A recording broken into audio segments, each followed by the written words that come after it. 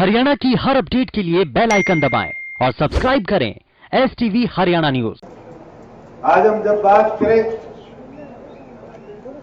कांग्रेस के उम्मीदवार की, वो तो स्वयं मंच से बोलता है कि मेरी पहुंच तो बापू बेटों तक, कहता है नहीं कहता। आज योगेश्वर की बात करें तो देश के लिए इतना गौरव प्राप्त किया हुआ है कि हमारा भाई, अगर आपका कोई काम पड़े तो भी प्रधानमंत्री के, राष्ट्रपति के कार्यालय तक आपकी आवाज बन के जाती है।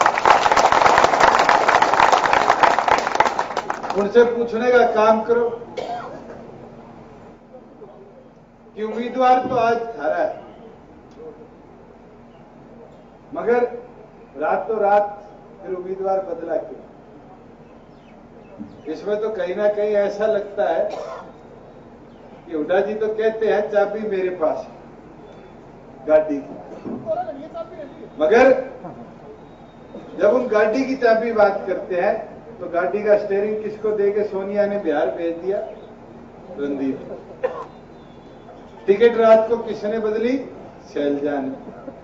तो आज तो ये हालत है और परिस्थिति ऐसी बन रही है कि आज जो लोग ताकत की बात करते हैं, इस उपचुनाव के बाद शायद वो चाबी भी और वो गद्दी भी सारी सोनिया गांधी जी उनके हाथ से छीनने का काम। मैं एक चीज आपको बोल सकता कि हमने एक निष्ठावान साथी आपके बीच में उतारा और गठबंधन की ओर से एक ऐसा व्यक्ति है जो आप लोगों के लिए गौरव एक बार नहीं कई बार विदेशों की धरती पर लेकर आया। और अब आपके पास मौका है आप उस गौरव को अपनी आवाज बनाकर विधानसभा तक भेजने का काम कीजिए।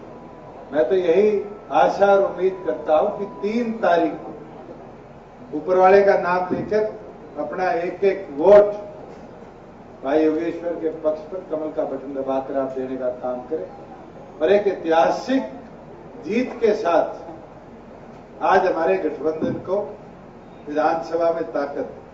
कई लोग आपके बीच में आएंगे, कहेंगे राज पलट देंगे, राज पलट देंगे। मुझे याद है जब पिछले साल 25 तारीख को यह फैसला लिया कि प्रदेश के अंदर मिलकर सरकार चलाई जाएगी, बनाई जाएगी, उस समय बहुत से लोगों ने बात कही कि यह तो 1 महीने में सरकार गिर जाएगी, फिर कहते थे 100 दिन में गिर जाएगी, फिर कहते थे 6 महीने में गिर जाएगी। 1 साल हो गया मजबूती के साथ प्रदेश के अंदर प्रदेश के हित के लिए काम। आज कांग्रेस के पहले भी 31 थे, श्री कृष्ण जी आज हमारे बीच में नहीं रहे, आज 30 हो गए। 31 कर दोगे तो भी राज नहीं बदलता। कई लोग हैं जो एक के अंदर एक जोड़ के राज बनाना चाह रहे हैं, मगर आज 57 को 58 करोगे तो जरूर आपके इस गठबंधन की ताकत को 4 साल तक और मजबूती देगा। मैं तो यही आशा और उम्मीद के साथ आप लोगों से आग्रह करता हूं कि आज एक एक साथी की जिम्मेवारी कि दिन रात एक कर मेहनत कर अपने बेटे को, अपने भाई को ऐतिहासिक बहुमत से जिताने का आप काम करो। आप सब आए, इस पावन पर्व की आप सबको बहुत बहुत शुभकामनाएं। धन्यवाद।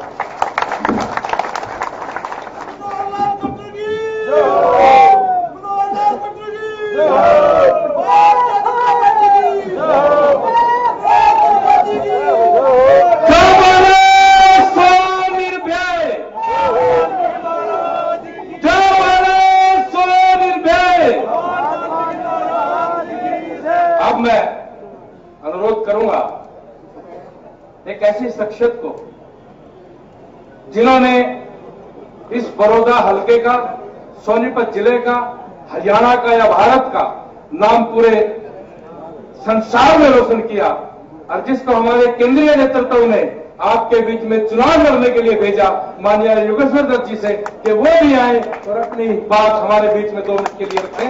माननीय योगेश्वर दत्त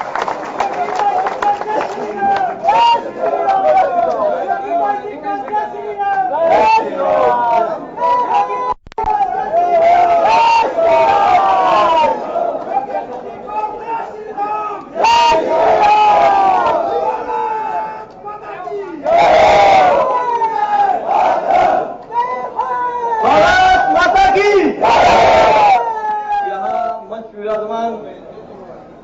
हमारे लिए बड़े ही आदरणीय हमारे यशस्वी मुख्यमंत्री श्री मनोहर लाल जी, हमारे उप मुख्यमंत्री भाई दुष्यंत चौटाला जी, वे हमारी दोनों पार्टियों के शीर्ष नेता, सामने बैठे मेरे पीड़ा दुर्लभ बड़े बुजुर्गों, युवा साथियों व माता शक्तियों, मेरा प्रणाम।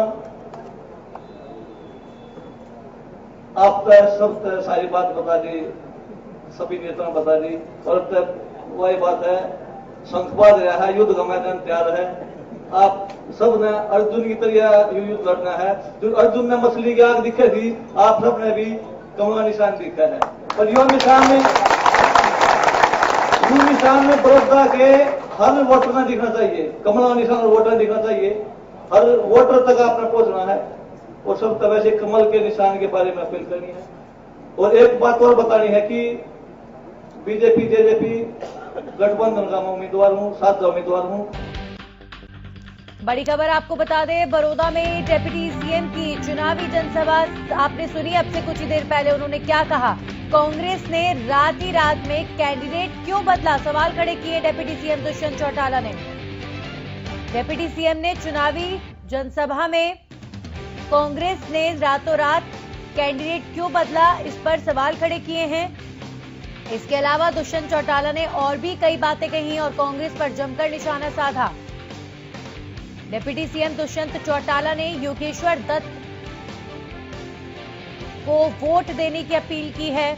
बड़ौदा हलके की जनता से लगातार दुष्यंत चौटाला भी ताबड़तोड़ रैलियां कर रहे हैं, और दुष्यंत चौटाला ने कांग्रेस को लेकर बड़ा सवाल खड़ा किया है। उन्होंने कहा कि आखिर क्या ऐसी वजह थी कि कांग्रेस पार्टी ने रातों रात अपना कैंडिडेट बदल दिया। बड़ौदा में योगेश्वर की जीत पक्की है, ये बयान दिया है डिप्टी सीएम ने। आज रैली को संबोधित कर रहे थे दुष्यंत चौटाला, आपने सुना दुष्यंत चौटाला को संबोधित करते हुए, और ये सब अहम बातें दुष्यंत चौटाला ने कही हैं। दुष्यंत चौटाला ने कांग्रेस पार्टी पर निशाना साधा है और बड़ौदा में योगेश्वर की जीत पक्की है, ऐसा कहा है। तो दुष्यंत चौटाला भी योगेश्वर दत्त की जीत को लेकर काफी आश्वस्त नजर आ रहे हैं और लगातार सीएम के साथ कंधे से कंधा मिलाकर बड़ौदा में नजर आ रहे हैं चलते हुए। तो वाकई जिस तरीके से डिप्टी सीएम दुष्यंत चौटाला योगेश्वर दत्त के लिए रैलियां कर रहे हैं, माना जा सकता है कि ये जंग बीजेपी जेजेपी की संयुक्त जंग है, और इस जंग में योगेश्वर दत्त के लिए दोनों ही पार्टी के कार्यकर्ता एड़ी चोटी का जोर लगा रहे हैं। अब ऐसे में डिप्टी सीएम दुष्यंत चौटाला भी लगातार ताबड़तोड़ रैलियां कर रहे हैं बड़ौदा हलके में, और आज डिप्टी सीएम दुष्यंत चौटाला ने कांग्रेस पर निशाना साधा है और कहा है कि रातों रात कांग्रेस पार्टी ने कैंडिडेट क्यों बदला। इसके साथ ही डिप्टी सीएम ने कहा कि बड़ौदा में योगेश्वर दत्त की जीत पक्की है। तो लगातार इन दिनों डिप्टी सीएम कांग्रेस पार्टी और भूपेंद्र हुड्डा को आड़े हाथों ले रहे हैं, और लगातार बयानों की जो ये लड़ाई है, आरोप प्रत्यारोपों का जो खेल है, ये लगातार जारी है। चूंकि मतदान की तारीख नजदीक है और सरगर्मी तेज है।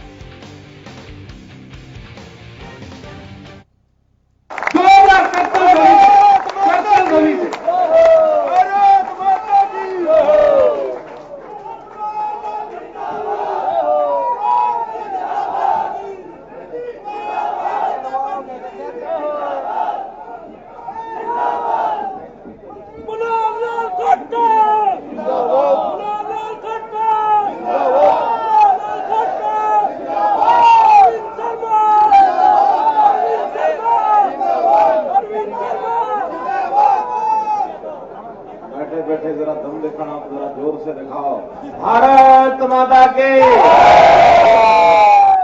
अरे आवाज अभी करनाल तक पहुंचे, चंडीगढ़ पहुंचानी है। योगेश्वर जी को चंडीगढ़ भेजना है ना। भारत माता की, या फिर जीरकपुर रैली। बोलो भारत माता की।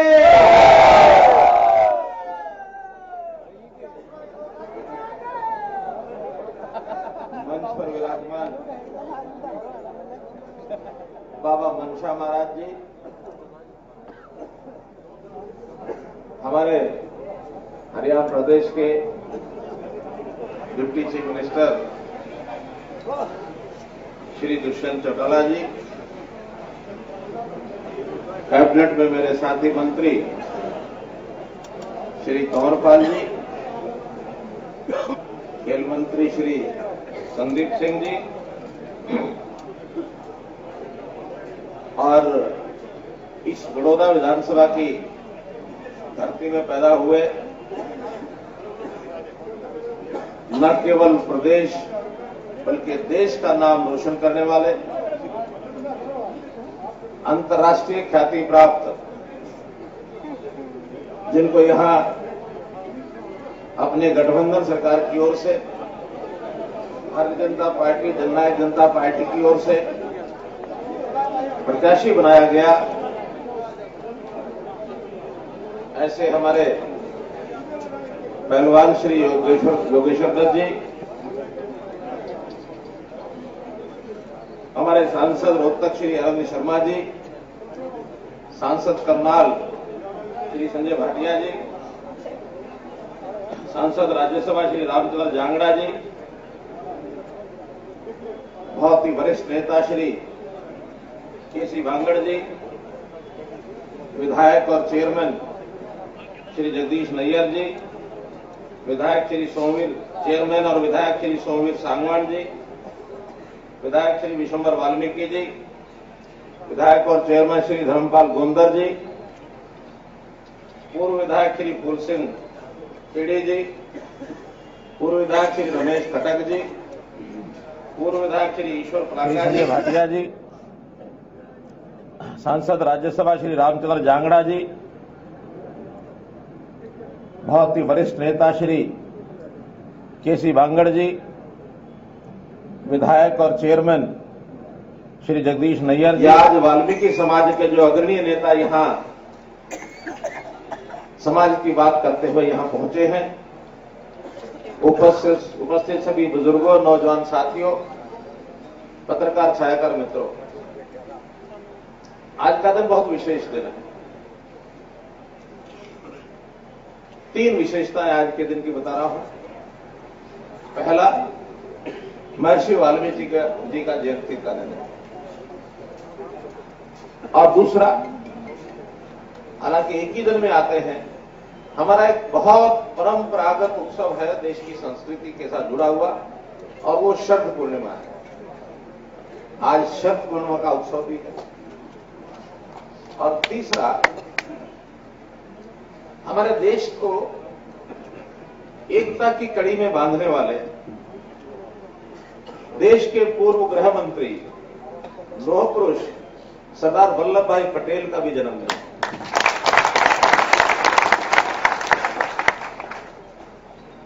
इस दिन उनकी याद में हम राष्ट्रीय एकता दिवस मनाते हैं।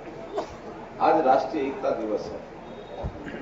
हर वर्ष इस दिन एकता दौड़ें ये सारे देश भर में होती हैं, लेकिन इस बार क्योंकि कोरोना है, इस कारण से उन दौड़ों का आयोजन तो स्थगित किया गया, लेकिन उनकी याद में कल 1 नवंबर को हम राष्ट्रीय एकता की शपथ जरूर ग्रहण करेंगे। कल 1 नवंबर हरियाणा दिवस भी है। हरियाणा दिवस का अवसर, राष्ट्रीय एकता दिवस, महर्षि वाल्मीकि जी की जयंती, शरद पूर्णिमा, आज और कल के कितने महत्व हैं। महर्षि वाल्मीकि जी का जितना गुणगान करे उतना कम है। उन्होंने हमारे समाज को एक रास्ता दिखाया, पथ प्रदर्शन किया। समाज में जो घोर निराशा थी, उस निराशा को दूर करने के लिए सब प्रकार के जो भेद हैं उनको मिटाकर, कोई जाति का भेद, कोई वर्ग का भेद, कोई परंपराओं का भेद, इनको दूर करके उन्होंने समाज के अंदर एक एकता ये स्थापित करने के लिए एक रास्ता दिखाया। महर्षि वाल्मीकि रामायण उन्होंने जो लिखी, उसमें से हमें वो रामायण का काल, जिसकी दिशा आज तक हमको मिलती है, एक बड़ा प्रशंसनीय पूजनीय ग्रंथ इसको लिखा, आज भी हम उसको पढ़ते हैं तो सामाजिक जीवन में चेतना जागृत होती है कि हम अपनी छोटी मोटी बातों को भुलाकर समाज को एक करके आगे बढ़ना, जोड़ने का काम, चाहे महर्षि वाल्मीकि जी की रामायण के ग्रंथ से हमको मिलती है और चाहे वल्लभ भाई पटेल के एकता के उस सूत्र में पिरोई उन्होंने 500 से ऊपर 550 के लगभग रियासतें उनको एक करके इस देश की एकता की। इसलिए इस जोड़ने के काम में हम हमेशा आगे रहते हैं, समाज को जोड़ना। लेकिन दुर्भाग्य से ये जो कांग्रेस पार्टी का शासन देश के आजाद होने के बाद इतने लंबे समय तक चला, उन्होंने भी समाज को जोड़ने का काम नहीं किया, बल्कि अंग्रेजों की राह पर चल करके तोड़ने का काम किया और जातिगत फूट डालने का काम किया। हम लोग इन चीजों से ऊपर हैं। हर व्यक्ति का अपना गुण होता है, चरित्र होता है, उसकी अपनी एक प्रतिभा होती है। उस प्रतिभा के नाते से व्यक्ति आगे बढ़े, गुणों के नाते से आगे बढ़े, ये हमारी विचारधारा है। और उसी प्रकार से आज ये जो चुनाव की वेला है, आप लोग इन सब बातों को ध्यान में रखना होगा। स्वाभाविक है, जब चुनाव होता तो आमने सामने कोई ना कोई तो होता ही है। आज चुनाव सिर्फ दो ही प्रत्याशियों के बीच में है, दो ही प्रकार के दलों में ये बंट गया है, एक तरफ गठबंधन और एक तरफ कांग्रेस। हम कुछ नहीं कहते, कोई और प्रकार की बात नहीं, केवल आप दोनों प्रत्याशियों का तुलना करो। आप जब तुलना करेंगे तो एक तरफ हमारा प्रत्याशी पहलवान योगेश्वर दत्त, अंतर्राष्ट्रीय ख्याति का, जिस दिन इनको मेडल मिले थे हर भारतीय का सिर ऊंचा हुआ था, छाती चौड़ी हुई थी। ये किसी जाति पाति के प्रतीक बनकर के नहीं आए थे, प्रदेश और देश का नाम रोशन किया था, विदेशों के अंग्रेजों की धरती के ऊपर जाकर के और मेडल जीता।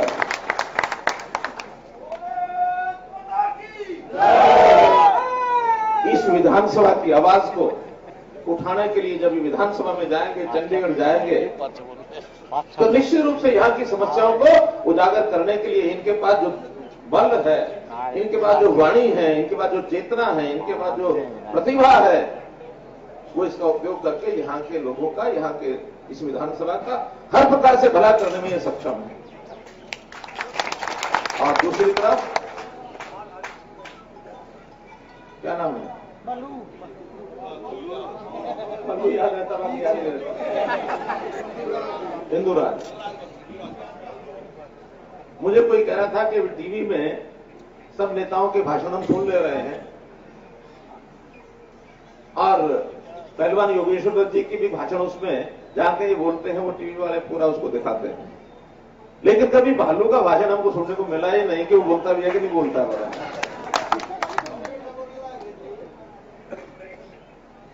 तो इसलिए तुलना करनी होगी। अब पार्टियां तो अपना अपना प्रचार करेंगी, 3 तारीख तक, 3 क्या बल्कि कल शाम तक ही करेंगी, उसके बाद व्यवस्था में लग जाएंगे, चुनाव हो जाएगा। 3 की शाम को 6 बजे तक हमारा सबका रोल रहेगा। इसके बाद इन पार्टियों ने उस प्रकार का प्रचार यहाँ के नहीं करना। इसके बाद तो रोल बचेगा किसका, जो चुनावा विधायक है। फिर इस चुनाव के बाद, इस चुनाव के परिणाम के बाद उसी का रोल है। उस रोल में बाकी किसी ने कुछ नहीं करना तो यहाँ के विधायक ने करना है। और वो विधायक हमारे योगेश्वर दत्त पहलवान बनेंगे तो क्या करेंगे, और कोई बनेगा तो वो क्या करेगा, ये तुम आपने करेगा। और आज क्योंकि एक दिन मैं लगातार या 5 बड़े कार्यक्रमों में होकर आया, बाद में अपने कार्यकर्ताओं की मैंने बैठक भी ली।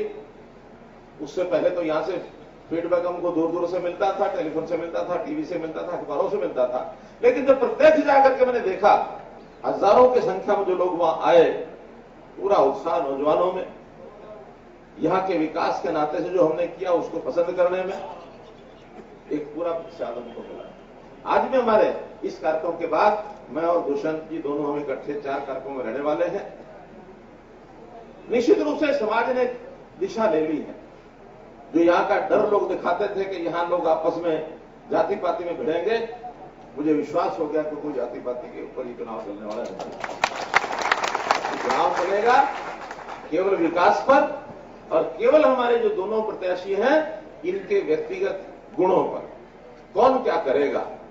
और इसमें से आपको मैं भरोसा दिलाना चाहता हूं कि हमारी सरकार की ओर से समाज के लिए जितने काम किए गए हैं, खास करके अगर मैं वाल्मीकि समाज को बात कहूं तो कहते हैं कि जितने भी वर्ग हैं अलग अलग, उन सब वर्गों में ऐसा माना जा रहा है भी सही माना नहीं जा रहा, सत्यता भी है कि अनुसूचित जाति समाज ये सबसे पिछड़ा समाज है। और यदि उस अनुसूचित जाति समाज में भी हिसाब लगाएं तो सबसे ज्यादा पिछड़ा कौन सा समाज है? वाल्मीकि समाज। तो इस वाल्मीकि समाज के उत्थान के लिए, इनके बच्चों की पढ़ाई के लिए, इनके रोजगार के लिए, इनकी सुविधाओं के लिए जितने हमने काम किए हैं उसको गिनाऊंगा तो लंबी एक कहानी है। आखिरी अगर मैं बताता हूं, आखिरी तो जब लोगों ने कहा कि हमारे बच्चों को पढ़ाई लिखाई के लिए पूरा अवसर मिलता नहीं है, हमने कहा सबसे पहले ये जो हमारा वो समाज जो थोड़ा कमजोर रह गया अनुसूचित जाति में भी, उसके लिए अलग से आरक्षण दे दिया और समाज के लोगों से मेरी बात हुई, उनका ठीक है हमारे बच्चे अगर पढ़ लिख करके आगे आ जाएंगे, बाकी कंपटीशन तो सब मिलकर के हम कर लेंगे, पढ़ा लिखा हो जाएगा तो अपनी लड़ाई अपने आप लड़ लेगा।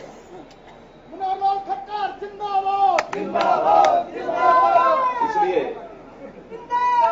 हम लोगों ने जो सारे काम किए हैं उसमें चाहे बच्चों की प्री मैट्रिक छात्रवृत्ति योजना हो, पोस्ट मैट्रिक हो, चाहे छात्रावास हो, डॉक्टर अंबेडकर मेधावी छात्रा योजना हो, प्रतियोगी परीक्षाएं जो उच्च परीक्षाएं होती है उनके अंदर मुफ्त के कोचिंग सेंटर हो, फिर हमारे जो सफाई कर्मचारी भाई हैं उनके लिए अलग से आयोग बनाने की बात हो, उनके जो हमने लगातार चाहे ग्रामीण क्षेत्र है शहरी क्षेत्र है उनकी सैलरी बढ़ाने की बात हो, जो हमने सीवरेज में काम करने वाले ऐसे हमारे भाई हैं उनके लिए 10 लाख रुपए की बीमे की बात हो, कितने ही काम किए। और भाई आवश्यकता पड़ने पर आगे भी कोई कमी नहीं छोड़ी जाएगी। आप जरूर को बताते रहो, काम हम करते रहेंगे। इसलिए बहुत लंबा कोई नहीं छोड़ेगा। तो 3 तारीख तक गेंद आपके पाले में, 4 से लेके 10 तक जो करना सो करो, सोवो खेलो खाओ पियो, 10 को रिजल्ट देखो, 11 तारीख के बाद गेंद हमारे पाले में।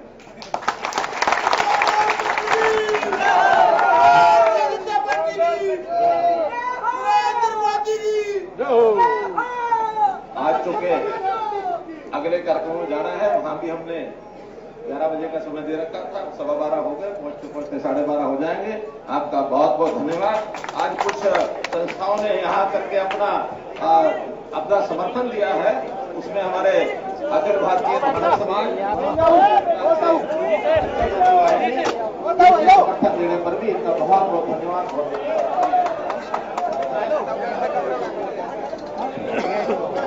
आप सबका बहुत बहुत धन्यवाद। थोड़ी सी शांति बनाए।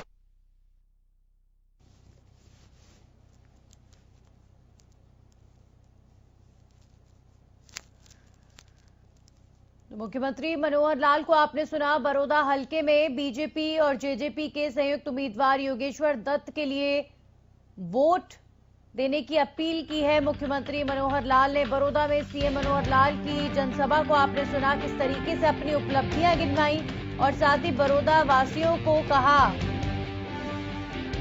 कि बरोदा में बीजेपी को जिताएं और आगे का काम सरकार देखेगी। प्रदेश में सरकार जिसकी हो, उम्मीदवार अगर उनका जीतता है तो काम करने में और भी ज्यादा आसानी होगी। ये सब बातें सीएम मनोहर लाल ने कही हैं चुनावी जनसभा में। बरोदा में योगेश्वर दत्त को जीत दिलाएं, लगातार अपील करते हुए नजर आए सीएम मनोहर लाल। आज राष्ट्रीय एकता दिवस है, आज शरद पूर्णिमा है, आज महर्षि वाल्मीकि की जयंती है। ये सब बातें याद दिलाते हुए सीएम अपने संबोधन में नजर आए और इसी के साथ उन्होंने अपना भाषण शुरू करा। उन्होंने कहा कि आज का दिन बहुत विशेष है, कल का दिन भी बहुत विशेष है। कल राष्ट्रीय एकता दिवस के लिए शपथ लेंगे और हरियाणा दिवस भी है कल। इसके साथ ही महर्षि वाल्मीकि को याद करते हुए सीएम ने कहा कि वाल्मीकि जी ने सही मार्ग दिखाया, समाज को जोड़ने के लिए हम हमेशा आगे हैं। बड़ौदा में सीएम मनोहर लाल ने एक बार फिर भरी है हुंकार। लगातार ताबड़तोड़ रैलियां सीएम बड़ौदा हलके में कर रहे हैं और अब इसके बाद एक और कार्यक्रम सीएम का बड़ौदा में है। इस कार्यक्रम में सीएम के साथ डिप्टी सीएम मंच पर मौजूद थे और तमाम कैबिनेट के मिनिस्टर्स, मंत्री, तमाम नेता, विधायक और खुद बीजेपी जेजेपी के प्रत्याशी योगेश्वर दत्त भी इस वक्त मंच पर मौजूद थे। सीएम ने कहा कि कांग्रेस फूट डालने की राजनीति कर रही है। उन्होंने कहा कि योगेश्वर को भारी बहुमत से जीत दिलाएं। योगेश्वर की प्रतिभा से विधानसभा का भला होगा।